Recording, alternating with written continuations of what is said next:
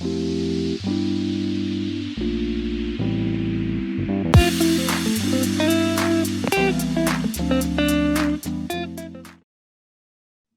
cool. Let's go. Oh, we already lost quite some time because of me and my laptop. Feel bad about it.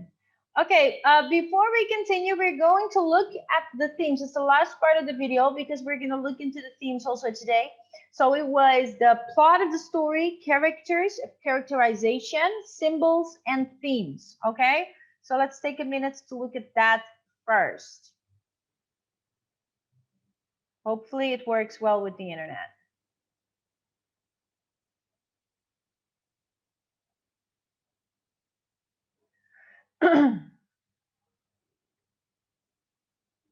Emily Bronte's novel Wuthering Heights is marked by a number of central themes: good versus evil, judgment versus pity, violence and revenge, love and obsession, and belonging.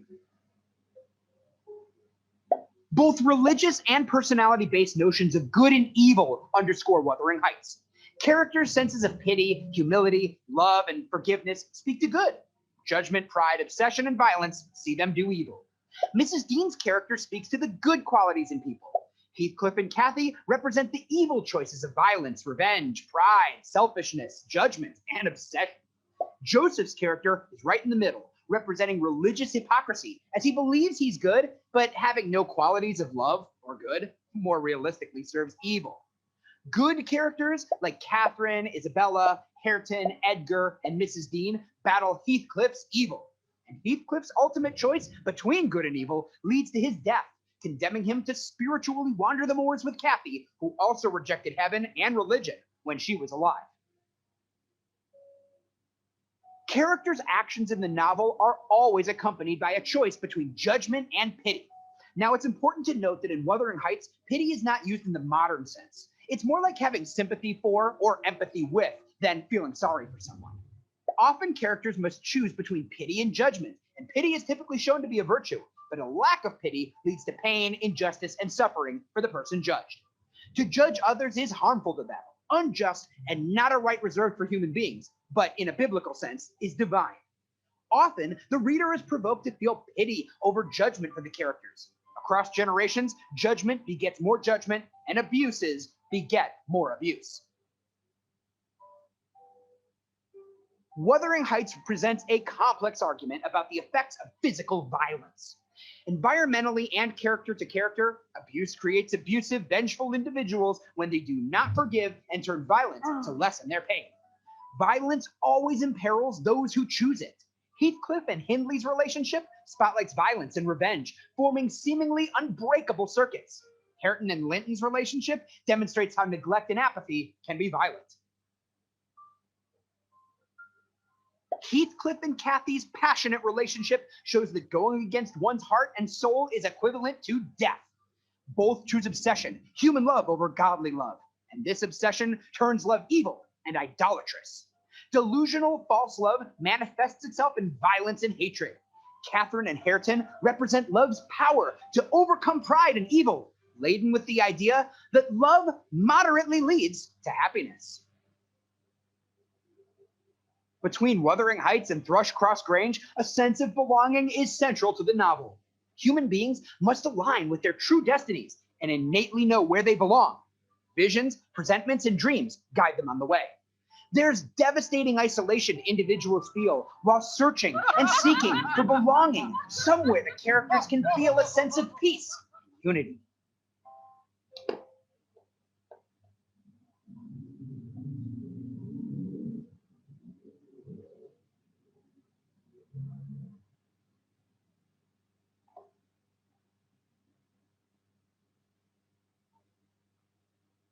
Okay, cool.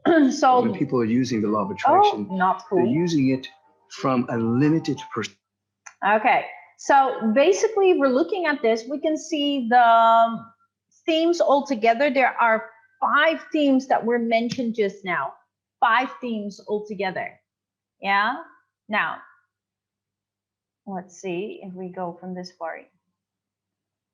It is something though, because last year in year 10, already read 2 books, right? And you were supposed to have already learned most of the literary elements and techniques, yeah, last year.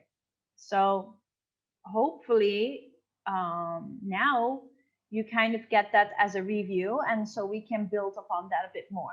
So the ones that we heard in the video, there are 5 that we heard in the video. Who can tell me? Let me ask Tristan. Tristan, what themes did you hear in the video just now? Can you mention several? Tristan? Yeah, Miss. Hi, can you mention some of the themes that you heard in the video? Sorry, Miss. No. Maybe you didn't pay attention. Okay, Virgin? Guys, turn on your cameras. Come on. Yeah, Miss. Virgin, what are some of the themes that you heard in the video?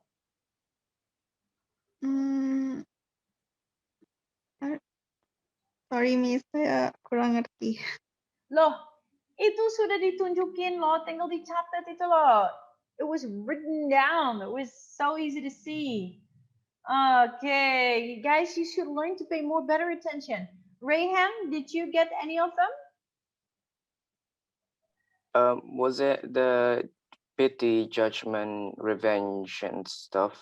Yeah, very good. There was one Yeah. that was judgment versus pity. That's one. Judgment versus pity. Did you get any other?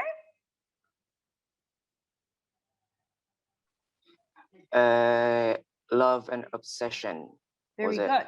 Yes. Okay. So the second one mentioned was judgment versus pity. The fourth one mentioned was love and obsession. Okay, Jovita, can you turn on your camera and tell me what other themes did you hear? Miss Jovita? Sylvie, Yeah? Jovita is going to the toilet, actually. Okay, thank you. Then I'm gonna ask you, Nicole, what other theme did you hear? Is it violence? Yeah, violence and combined with another word? Starts with an R. No? No, Miss, I'm sorry. No problem. Violence and revenge. So, Okay. yeah, the third one mentioned was violence and revenge. The second, judgment versus pity. The third one, violence and revenge. The fourth one, love and obsession. Megan, can you tell me what other 2 were mentioned? Did you hear? I don't know. I don't remember. You didn't write it down? No, I didn't. Nakal juga ya kamu ya. Bayu, do you happen to know? Apa tadi, Miss? The theme. There's still 2 more that we heard. Do you happen to have written it down? Saya ingat 6 aja, Miss, yang tadi itu dah, Miss. Okay. Oh, itu 6. Okay, itu sebenarnya 3, but I get your point. Yeah, so we've got the first one was good versus evil. Good versus evil. Second, judgment versus pity. Third, violence and revenge. Fourth, love and obsession. There is one more. It starts with a B. Anyone? Betrayal? Not betrayal, but that's actually a good one you come up with. It is actually belonging. That's the last word that was mentioned. Thanks for your response, though. Appreciate it, man. Yeah, belonging. So we got good versus evil, judgment versus pity, violence and revenge, love and obsession, and belonging. Now here it's a destructiveness of love that never changes. Yeah, that's part of it, yeah? So basically in the themes, we saw 5 clear themes that were mentioned just now in the video. You see good being done versus evil, how judgment plays a part, pity, violence and the revenge that they take, love but being obsessed about it, and wanting to belong. Yeah, last week we talked about the motives. Last week we saw the video of the motives and the symbols, right?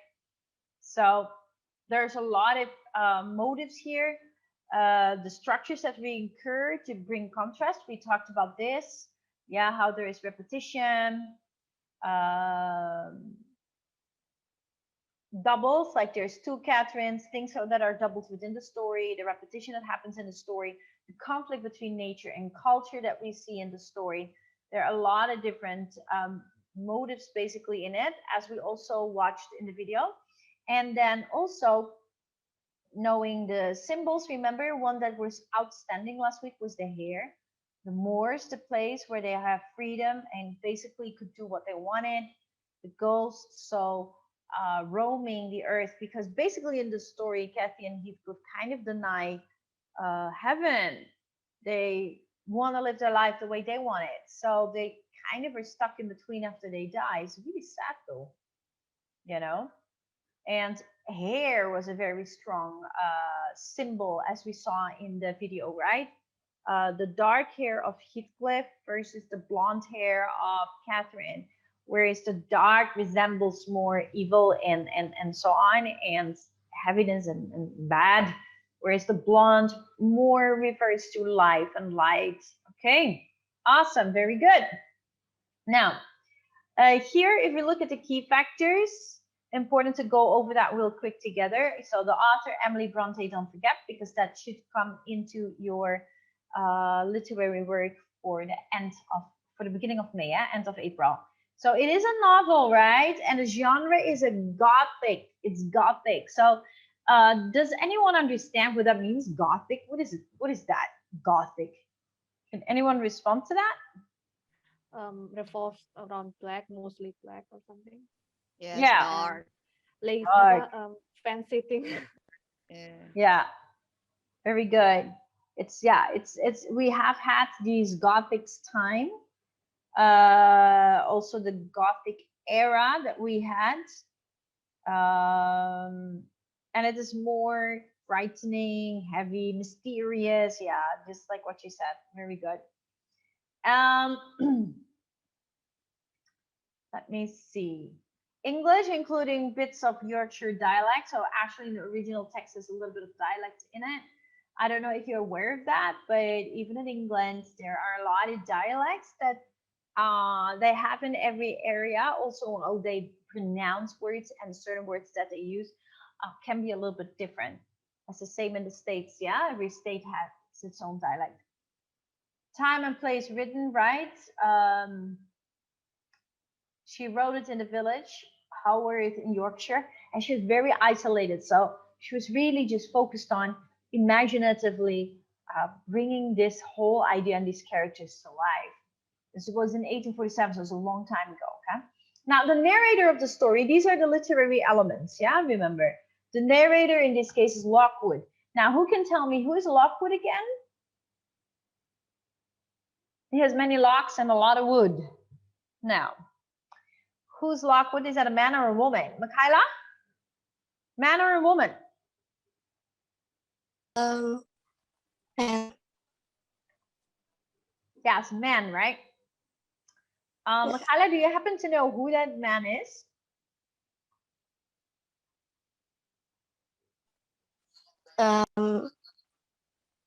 Di situ tulisnya a newcomer to the locate of Wuthering Heights. Yeah, so he rents, yeah? He rents Wuthering Heights, the estate. Hij sewa, tinggal di situ sementara. Yeah. And he tells the whole story, yeah, as an entry in his diary. He's like writing all in his diary. So the story that Lockwood records is told to him by Nellie. Nellie basically tells him the story and then he writes it all down. And Nellie is the servant at Lockwood, right? He's the servant at Trustcross Grange helping Lockwood. Yeah. So Lockwood basically writes in his diary, but he writes, it's funny, using a lot of Nellie's narrative voice, like as if how she told it to him.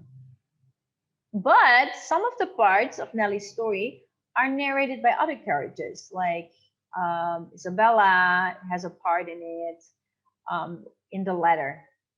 The point of view, most of the events of the novel are narrated in Nellie's voice and from Nellie's point of view. What point of view is that? First or third? Aldi, do you know?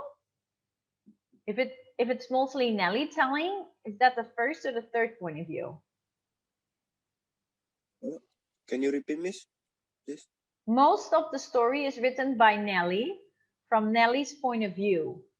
Is that then the first point of view or the third point of view? The third. The third would be the narrator telling the story more. If you do the third point of view, it's the author writing the story and takes the No, point of like, oh yeah. First person, Miss. yeah, first, because Nelly is a character, so it comes from her perspective. If you do the third person point of view, it can be limited and it can be omniscient. If it's omniscient, you tell from all the characters' points of views. If it's third person limited, then only from one character. But you write he, she, and a name, right? If it's first person point of view, remember that you write I, me, my. Yeah. Okay, the tone.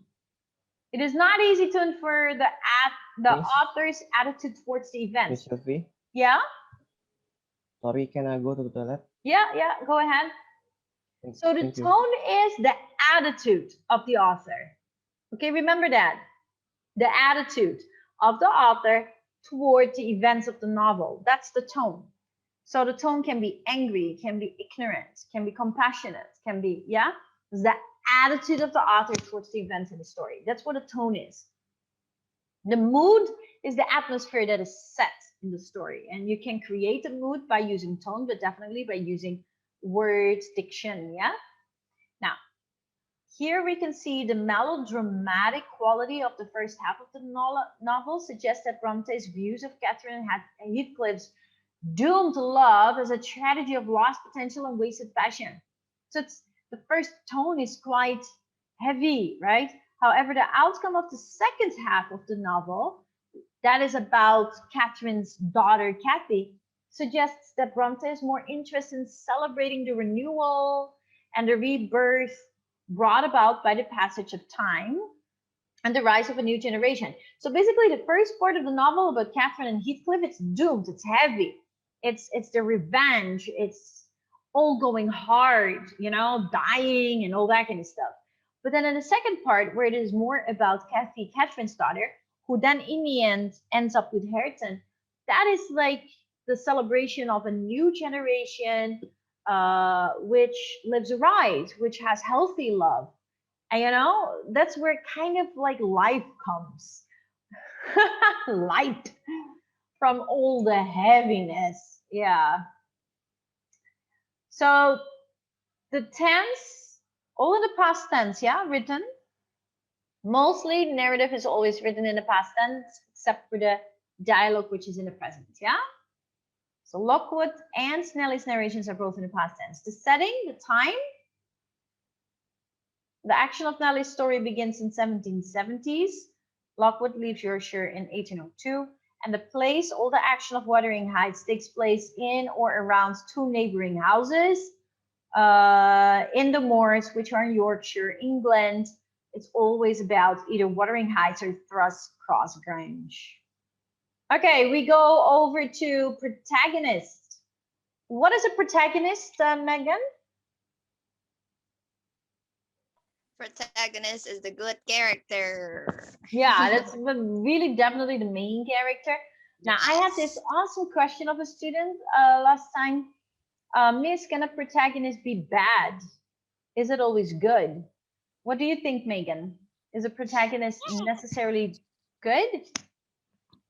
Well, for me, sometimes when I read something, like read novels, I would like to see another side of the character. So the main character can also be a little bit bad. So it can make the story more interesting and yes. So for me, the main character can also be bad, but they will be good and at the end too. Right. Hey guys, that's by the way making a good answer. Thank you, guys. There is also this. Let me think of this. Isn't there the series? What is it called? Next Netflix series. Arrow. Huh. Yeah. So the protagonist. Now that's a guy who portrays himself to be a good guy, but he does things in a bad way. What's that called? Do you guys remember the name for that? It's like a Robin hero. Hood. Huh? Vigilante. Yeah, vigilante. Very good. Now, can you tell me what that means then, vigilante? What is that? They are like a hero without other people consent. They just do things like what they like. Right. Like even though it's good, but they're like the government or higher ups doesn't agree with them, such as Batman and stuff. Right. Now, why does the government then or the law enforcement not agree with them if they're doing Because something they, do good? even though they did something good, they did it in a violent way, Okay. such Cool. as So they're breaking the law then, yeah? Right? Is that like breaking the law? yeah, kind of. I don't really know though. Okay. I mean, if like the robber or something deserves it, well, I mean, it's not really bad though, but it's just bad in the law side. Yeah. So vigilante is actually someone like a Robin Hood, yeah. Right? Oh yeah. Yeah, Robin yeah. Hood. That's like, yeah. Maybe the point of view of the problems make protagonist bad. Yes. Okay, explain that, please. Saya ngomong Indonesia aja bisa, udah Yeah. nggak jago bahasa Inggris. Uh-huh. Kayak misalnya Prison Break seriesnya, kalau Yeah. Mas tahu. Did you watch that? Kayak dia ngeluarin saya nonton semuanya. Jadi dia nyelamatin kakaknya, tapi tetap dia juga ngebunuh. Tetap. Jadi kan berdasarkan sudut pandang masalah dalam cerita. Okay, cool. Yeah, I watched Prison Break as well. That's really cool. I think that was the intriguing part of Prison Break is that the protagonist had the motivation to do something good, but actually did it in the wrong way, right? So that's then the vigilante the way what I think Rayhan just now explained. Is that because they go against law enforcement? Oh, ini Miss, apa sih? Miss tahu Brad polisinya itu dia baik kan, tapi masuknya nyogok. Jadi tapi masuknya dia nyogok. Yes. You know it? Yeah. Ya, itu kan bisa juga. Yeah. Okay, cool. Oh, wow. Love that. Miss, can I add up, Miss? Yeah. For me, I think that protagonist is someone that the story revolves around, but that doesn't mean protagonist is always good. It could be bad. I mean, like his or her intention could be bad. Like maybe kayak gimana? Misalnya kalau saya cerita itu tentang kayak tadi kayak misalnya tentang pencuri, tapi dia memang dia niatin jahat gitu. Tapi protagonist itu kayak lebih kayak apa ya? Kayak main karakternya gitu. Kalau sedangkan antagonis itu nggak harus jahat, dia bisa jadi yang baik gitu. Jadi menurutku kok protagonist and antagonis itu lebih kayak sudut pandang utama atau cerita itu revolves kemana gitu. Right. Very good. And it kind of gives a conflict, a contrast, yeah? The protagonist with antagonist gives a contrast, which is needed in the story because otherwise there's no conflict and there's no suspense, right? Yeah, kind of like that. Awesome. Very good. Very good. Well, if we look at the words though, protagonist has pros. So it's mostly the person that is more viewed in light of good. So even in Prison Break, where what's that guy's name? I forgot. Anyways, he goes to prison to break out his brother. He's not doing it in all the right ways, but we still go with thumbs up for him because he's kind of described as the hero in a way, right? Even though the motives aren't always right. And the antagonist is always the one who has the wrong motives, the negative motive. That's why it's anti, like from anti, like that. But I totally agree. Like you guys come up with very good points, as in that viewpoint and motive really says a lot about it as well. Yeah. Cool. Awesome beans. I don't know if you guys have ever watched the Netflix series Blacklist. If you've ever watched that, that is also Blacklist. No. Okay, if you might want to look into it. It's really interesting. Especially also because the protagonist in this case is actually a criminal. He's a criminal who then is hired by the FBI to help solve very difficult cases, because and he knows, because he has this list, this blacklist of all these terrorists and highly very bad criminals, and only he knows how to get into it because he was formerly connected to it. So he's actually a bad guy. He does everything with shooting and everything in the wrong way, and he has his own agenda. So he basically doesn't go to prison because the FBI needs his help. But while he's helping the FBI, he's still having his own personal agenda. So that's a protagonist who does everything for the wrong reasons. Very good example as well. Yeah. Yeah, you if you're interested in that kind of storyline, you might want to look into that one, Blacklist. It's interesting. Yeah. Awesome. Okay, so that is, and then we have the major conflict. Can you imagine a story without a conflict? Now, if we look at the protagonist, Heathcliff and Catherine, who can respond to this? Are they both good? Are they both bad? Do they both have good and bad? Or who would like to say something about the characters Heathcliff and Catherine? Miss, I think they both morally gray. Awesome. Gray. That's what you say, right? Yeah. Yes, Miss. Love your expression. Very good. Could you explain to your friends and to me what gray means? Gray area. So you say morally gray. What does that mean? Gimana sih? Pakai bahasa Indonesia boleh, Miss? Yeah. I think gray is something that they aren't really good and they aren't really bad, like hot, like kayak apa ya? Kayak mereka nggak mengangkat suatu moral kayak mereka harus benar-benar jahat atau mereka benar-benar baik gitu. Jadi kayak tengah-tengahnya gitu. Yeah. Awesome. Very good. Gray area, you're super unclear. You're playing the safe zone, you know? Like you want to look good, but you don't always do it all good. Yeah. Anyone, any other input on that, Heathcliff? Do you think he's all bad? He does mean stuff. His revenge is awful. Anyone else maybe would like to respond? Maybe Nadia. Nadia, what do you think? Do you think that Heathcliff is all bad?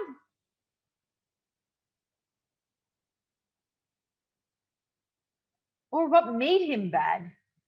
You know, there are people who just want to be bad and mean, but there are also people who have bad behavior because of circumstances. Yes? Yes. So what do you think about Heathcliff? Is he just really mean, or is it his past that brought him to become the way he is, or what do you think about it? I think it's bad.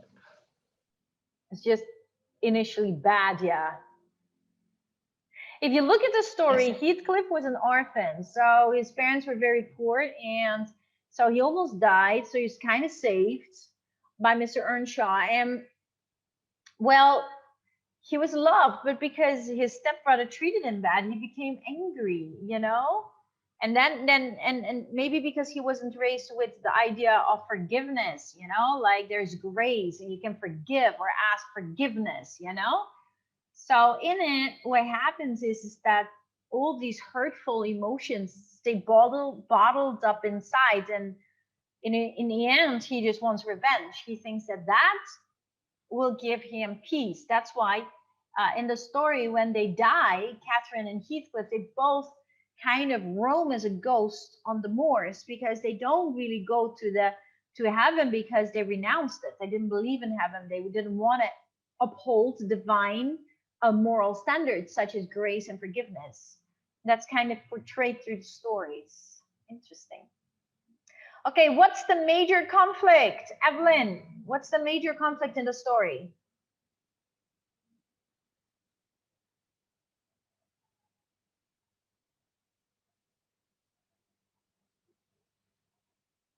What do you think, Evelyn?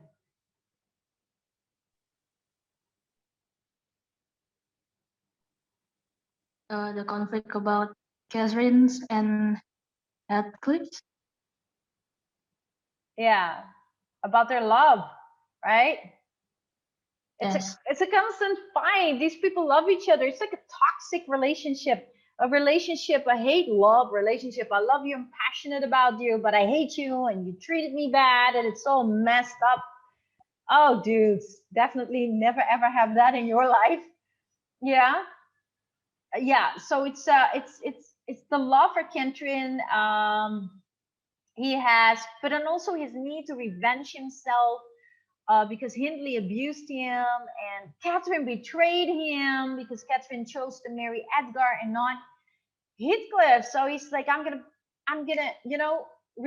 revenge that, So it was Hindley who abused him, Catherine who betrayed him. It's so twisted in cruelty and hatred and still loving, and that's like the whole thing that goes in, and then in the end how things turn bad, and then he is just blinded by his revenge, right? Rising action is Heathcliff's arrival at Wuthering Heights, Hindley's abusive treatment of Heathcliff, and Catherine's first visit to Truscross Grange set a major conflict in motion because that family the Linton's family does not like anyone at Wuthering Heights. And once Heathcliff hears Catherine set degrade her to marry him, that if she would marry Heathcliff, she would degrade herself. Whoa, he was hurt big time. Yeah.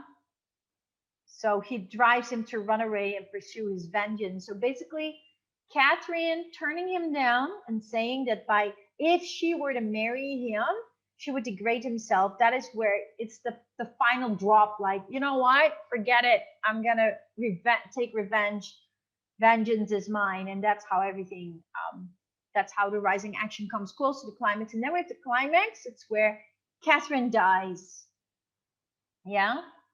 That's the climax of the conflict between herself and Heathcliff, and removes any possibility that their problem could ever be solved in a good way. It can, because she dies after giving birth and they can never make it right anymore. And they never have had a clear, good confession of their love, So after Catherine's death, Heathcliff extends and deepens his drive towards revenge, more revenge, more cruelty, and that's the climax when she dies. And then in the following action, you see how Heathcliff destroys Isabella. That's revenge. He doesn't love Isabella. He marries her to just destroy her, to destroy the family, and he drives her away. And then she, in turn, then has a kid, all by herself, and dies. And Heathcliff takes possession of his kid and forces Catherine and Linton to marry. Yeah. And then he gets Truscross Grange. Then he loses interest in the whole project and he dies. And in the end, Hareton, that comes from Hareton, which is Hindley's son, remember? And young Catherine will be engaged and get married. And that is where basically the end is of the cycle of revenge. Yeah. So the biggest theme is the destructive love that never changes. Yeah. Yep. Very good. Okay, we have a lot of foreshadowing. Lockwood's initial visits to Wuthering Heights, in which the mysterious relationship and lurking resentment between the characters is created. So there's a lot of foreshadowing and also signals that are given on what is about to happen.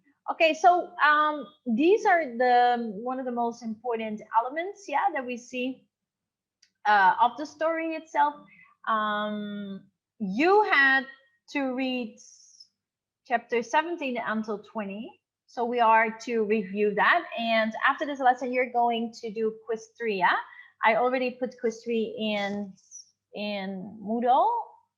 If you go to literature and then you go to announcements, it's in there. Just click the link. Yeah. And so I just want to know real quick what the chapters are about. So I'm going to start with Seraphim. Good morning, sir. Can you tell me in a sentence what chapter 17 is about? A visit to Wuthering Heights. Chapter 17, Miss? Yeah. Chapter 17 with About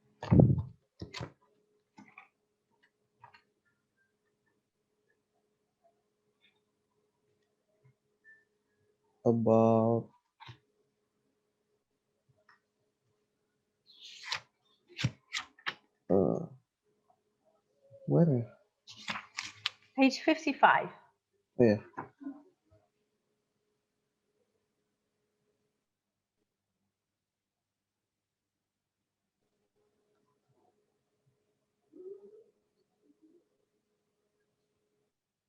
Chapter 7.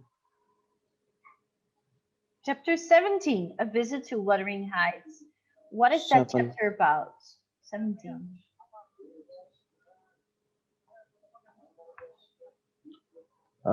Chapter 7. Chapter 17, I think about Isabel visit to Ellen or no? I just read, but I don't understand.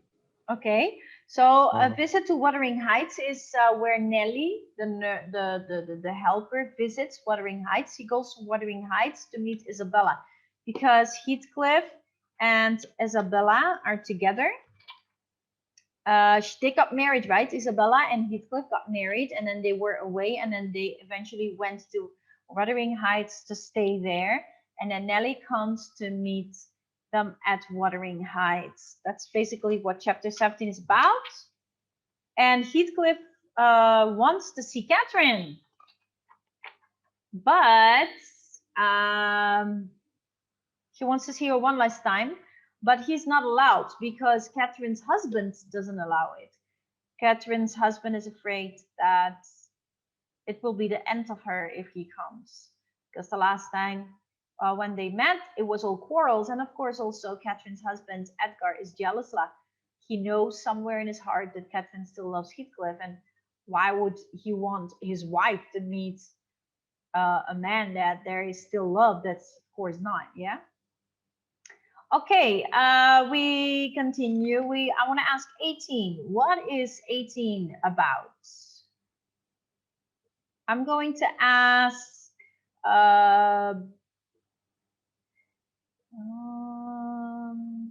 let's see. Nicholas, can you tell me what chapter 18 is about? It's called The Meeting. Whose meeting is that? Nicholas? Nicholas? Yes, miss. What is the meeting about? Who is meeting?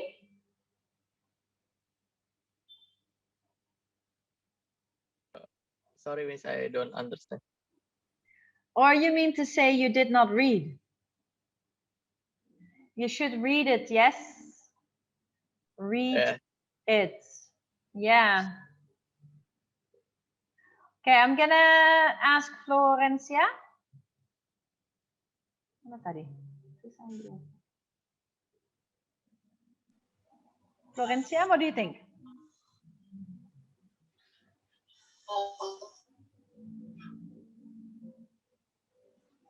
Who is meeting? What is the meeting about?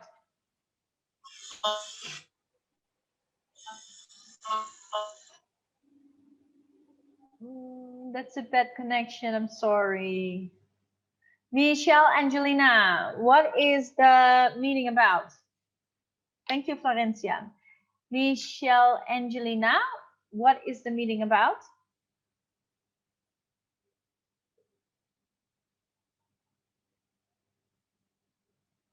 Angelina.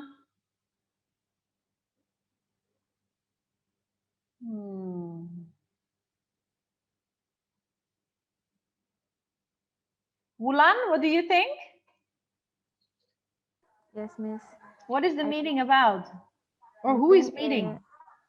I think it's Heathcliff sent letter to Catherine and wished to see her in the yard, and Catherine came. So they had a talk. Did the talk end well?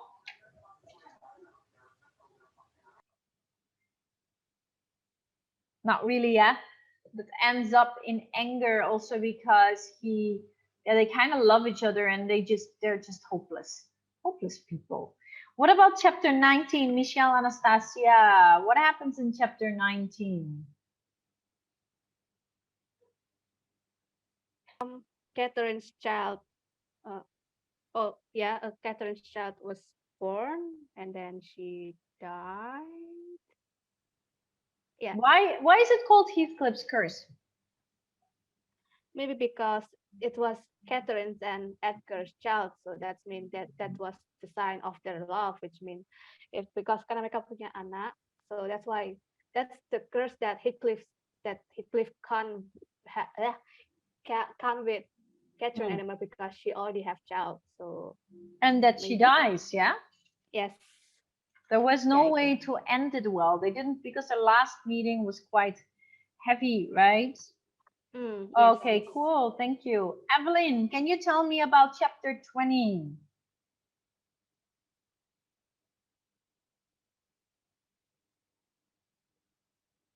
Evelyn?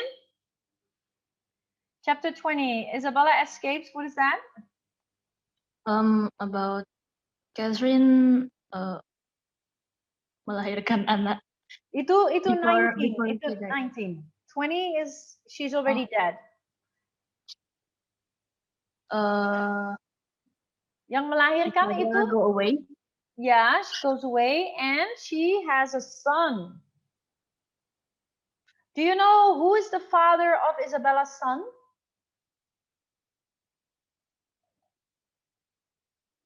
Evelyn? Who's the father of Isabella's son? Yeah, Heathcliff. Yeah. And in chapter 20, she also dies. There were lots back in the day, in those old days, that women died after childbirth in some way. And she dies. And then starting from chapter 21, which is part 3, that is called The Second Catherine, continued by Miss Ellen Dean. It's talking about Catherine's daughter, Kathy. Okay. Okay, guys, please do quiz 3. Yeah, today. Don't forget to submit it today. Yeah, there is no literary homework yet. That will be for the end of April, but not for next week. Next week is unit 3 test for listening and speaking, reading and writing, and ebook activities. Remember that for reading and writing, listening and speaking. Yeah, your journal and your log. Okay. Okay. God bless you all. Have a great day. Bye-bye. Thank you, Miss. Welcome.